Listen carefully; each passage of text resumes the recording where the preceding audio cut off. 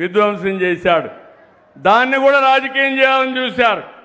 వాస్తవం వచ్చిన తర్వాత తోక జాడించే పరిస్థితికి వచ్చారు. నాకు ఆశ్చర్యం వేస్తుంది.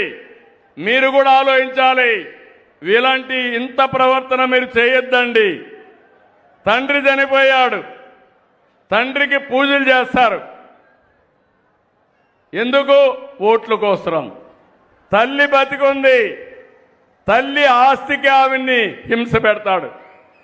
అంటే తల్లికి మాత్రం ఆస్తి ఇవ్వడు, కానీ తండ్రికి మాత్రం చనిపోయాడు కాబట్టి ఓట్లు కావాలి కాబట్టి పూజలు చేసే పరిస్థితికి ఉన్నాడు. అవునా కాదా? అవునా కాదా? అవునంటే చేయలు పైకెత్తండి. మీకు ఇలాంటి కన్నబిడ్డలు కావాలని అడుగుతున్నా. తల్లిని గౌరవించలేని వ్యక్తి నేను ఈరోజు పెట్టాను. తల్లికి వందనం పెట్టింది. పిల్లల్లో శాశ్వతంగా తల్లులంటే గౌరవం ఉండాలని ఎంత పెద్దయినా తల్లి తల్లే, బిడ్డ బిడ్డే. అవునా కాదమ్మా? ఇలాంటి వారసత్వాన్ని, ఇలాంటి పనులు చేయాల్సిన వ్యక్తుల్ని మనకు కావాలని అడుగుతున్నా.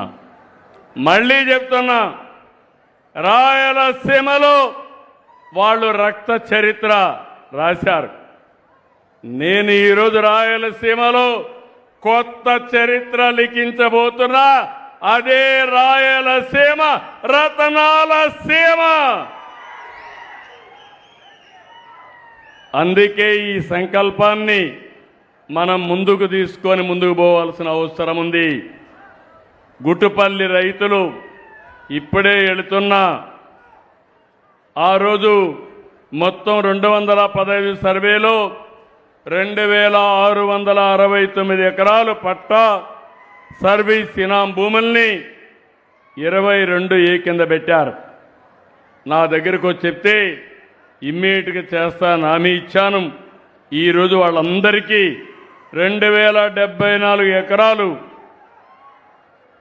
ఏదైతే ఉందో 22A కింద తీసేసి 897 మందికి పట్టాలు అందజేసి శాశ్వతంగా విముక్తి చేస్తున్నామని మీ అందరికీ హామీ ఇస్తున్నాను. ఇలాంటి 1-2 సమస్యలు కాదు, అనేక వందల సమస్యలు పరిష్కారం చేస్తున్నాం. ఇక్కడ కూడా మీరు ఒకసారి చూస్తే ఇవి చేయడమే కాదు, నేను ఇంకోటి కూడా ఆలోచిస్తున్నాను. ఇక్కడికి వచ్చినప్పుడు నంద్యాల కలెక్టర్ గారు ఇక్కడే ఉన్నారు, ఆఫీసర్ టీం ఇక్కడే ఉంది. నేను చాలా జాగ్రత్తగా ఆలోచిస్తున్నా. నేను ఒక యజ్ఞమారిగా చేస్తున్నా. నా ఆలోచన ఒకటి, 2047కి తెలుగు జాతి ప్రపంచంలోనే నెంబర్ 1 జాతిగా ఉండాలనేది నా సంకల్పం, ఎన్డీఏ సంకల్పం అని చెప్పి నేను మీకు తెలియజేస్తున్నా. అదే సమయంలో ఆంధ్రప్రదేశ్ రాష్ట్రం భారతదేశంలోనే నెంబర్ 1గా ఉండాలి. దీనికి కావాల్సింది సహజ వనరులు ఉపయోగించుకుంటాం, నాలెడ్జ్ని పెంచుతాం, టెక్నాలజీ కూడా ఉపయోగిస్తాం. మా యువత ఉన్నారు, పిల్లలు ఉన్నారు.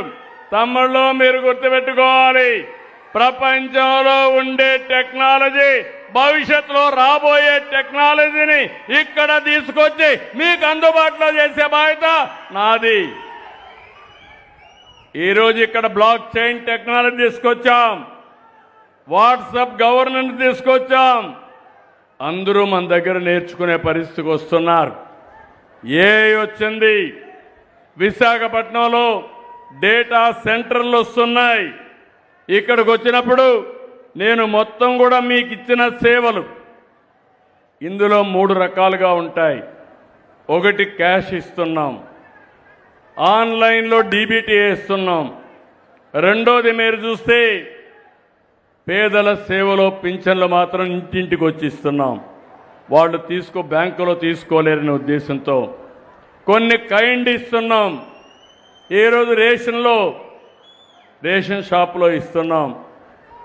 అదే మరిగా అన్నా క్యాంటీన్లో అందరికీ భోజనం పెట్టే ఏర్పాటు చేశాం. ఇలాంటి కైండ్ ఇస్తున్నాం. ఇంకో పక్క సేవలు అందిస్తున్నాం. క్యాస్ట్ సర్టిఫికేట్ కానీ, నేటివిటీ కానీ, అడంగులు కానీ ఇలాంటి చాలా ఇస్తున్నాం. ఆర్టీసీ బస్సుల సేవలు, అక్కడ పరిశుభ్రత కూడా చేస్తున్నాం. ఈ విధంగా 56 క్యాంపెయిన్ల మీద నెలవారీగా నేను సమాచారం తెప్పిస్తున్నా. ప్రతి అధికారి యొక్క పనితనాన్ని ఎప్పటికప్పుడు బేరే చేస్తున్నాం. వాళ్ళందరికీ అప్రమత్తం చేస్తున్నాను. నేను ఇక్కడ మాకుండే అధికారులకు ఒకటే విజ్ఞప్తి చేస్తున్నా, మీరు రాబోయే రోజుల్లో ఎక్కడున్నా ప్రజలు చెప్పిన అభిప్రాయం ప్రకారం మీకు గౌరవిస్తా. బాగా లేకపోతే నేను ప్రజల పక్షాన ఉంటాను తప్ప మీకు సహకరించనని మరొక్కసారి అందరికీ విజ్ఞప్తి చేస్తున్నా. మీరు ప్రజలకు మంచి పని చేయండి, నేను మీకు అండగా ఉంటా. మిమ్మల్ని కూడా ఆదుకుంటాం. మనందరం కలిసి ప్రజలకు మెరుగైన సేవలు అందించాల్సిన అవసరం ఉంది. ఇక్కడ చూస్తే మొత్తం 56 సేవల్లో 38 సేవలు రాష్ట్ర ఆవరేజ్ కంటే తక్కువ ఉన్నాయి.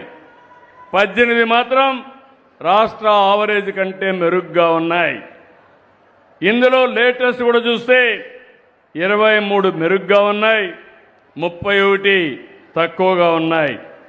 కలెక్టర్ గారు కూడా ఇప్పటి వరకు 16వ స్థానం. 28 జిల్లాలుంటే మన జిల్లా నంద్యాల 16వ స్థానంలో ఉంది. దీన్ని ఇంకా ఇంప్రూవ్ చేయాలి.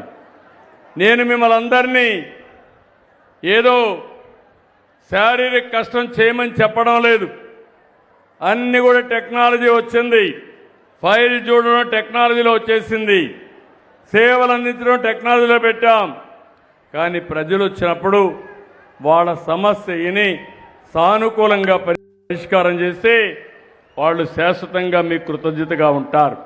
ఈ విషయం గుర్తుపెట్టుకోవాల్సిన అవసరం ఉంది.